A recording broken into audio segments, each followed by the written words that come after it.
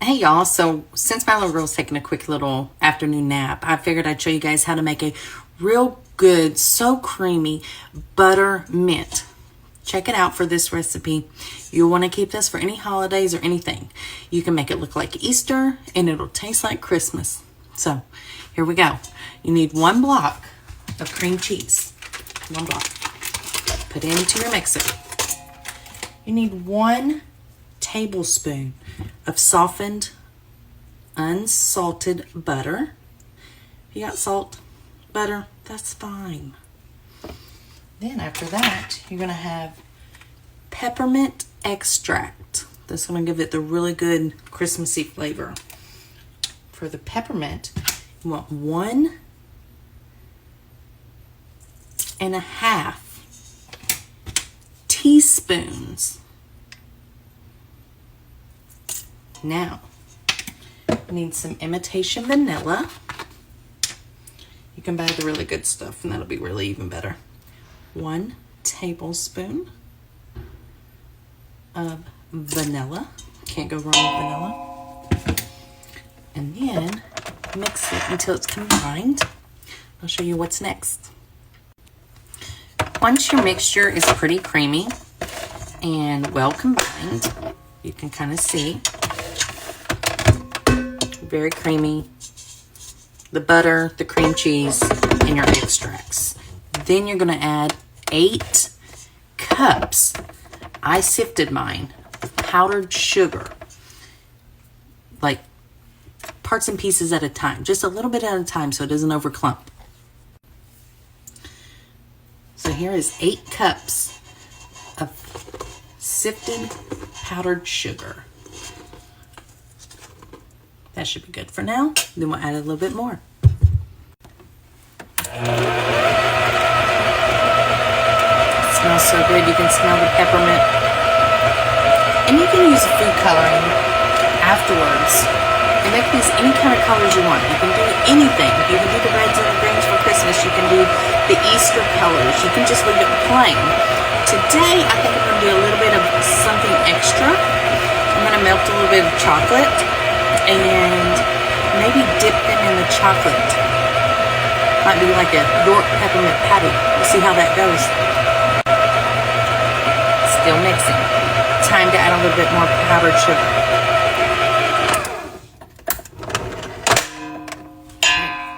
We're getting there.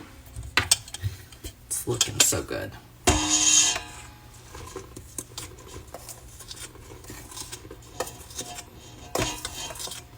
Okay, time to mix again. Okay, last little bit of powdered sugar's going in. Get it all in there. Okay, time to mix.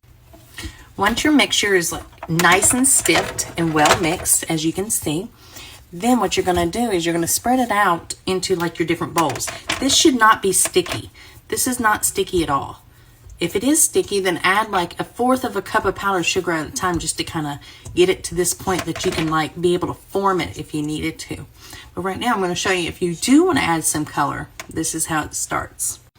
So now that you have your mixture, what you're going to do if you want to add a little color, you're going to take the amount that you want out and just add it to a bowl. Just a separate bowl. Most of these I'm going to make, like I said, white because I just want it to have like that mint look to it. But just for my little girl's sake, we'll do a few purple ones. She likes purple. So this is your gel food colors. This one's just going to be purple.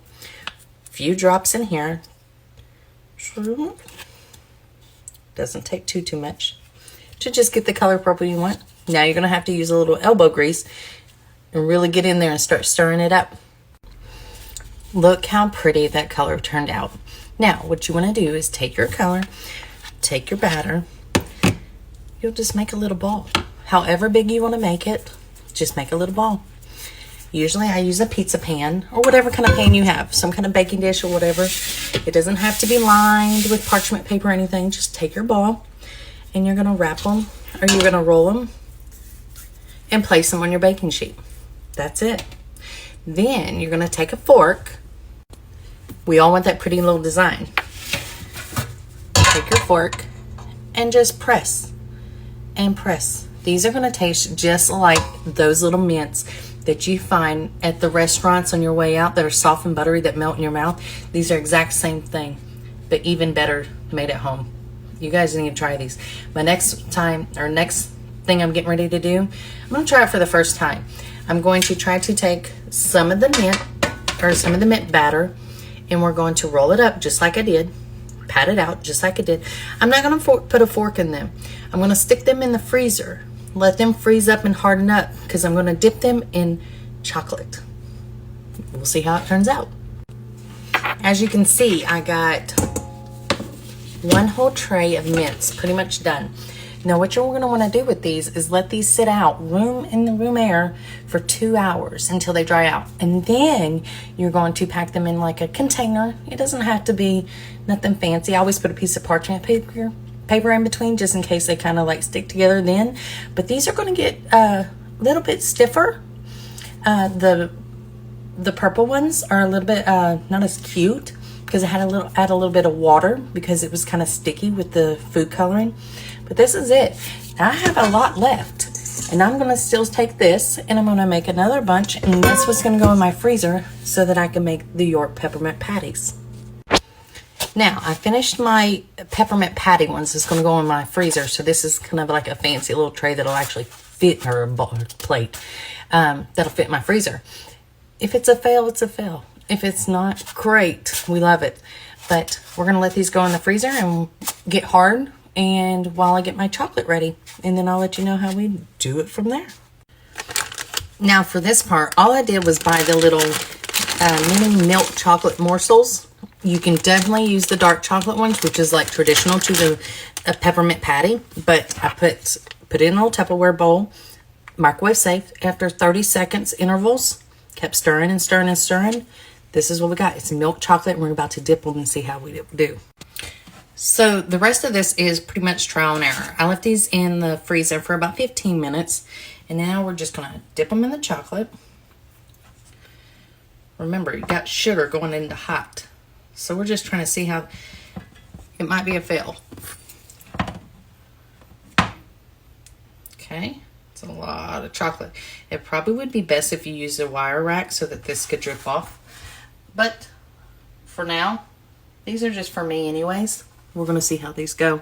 Then I'm going to place them back into the freezer for another 20 minutes or so just to kind of harden up.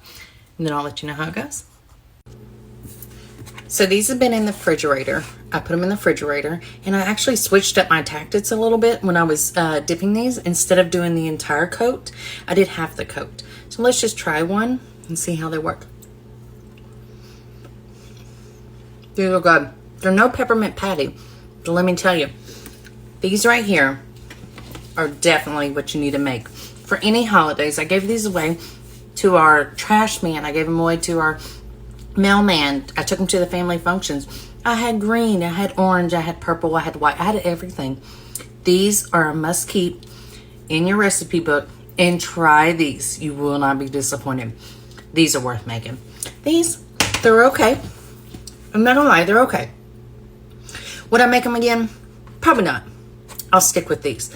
These are the go-to. These are the ones that's going to get you the make those again kind of comments. Enjoy, y'all.